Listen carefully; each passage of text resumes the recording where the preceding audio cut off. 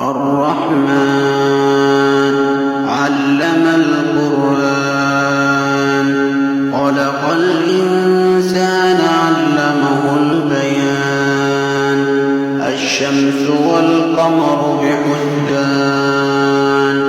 والنجم والشجر يسجدان والسماء رفعها ووضع الميزان ألا تطغوا في الميزان وأقيموا الوزن بالقسط ولا تخسروا الميزان والأرض وضعها للأنام فيها فاكهة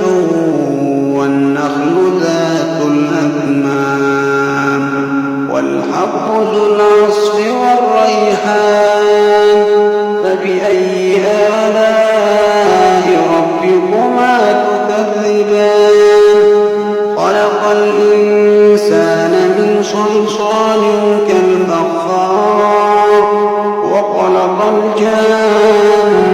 من مارج من نار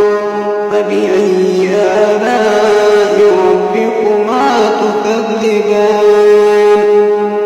رب المشرقين ورب المغربين فبأي آلاء ربكما تكذبان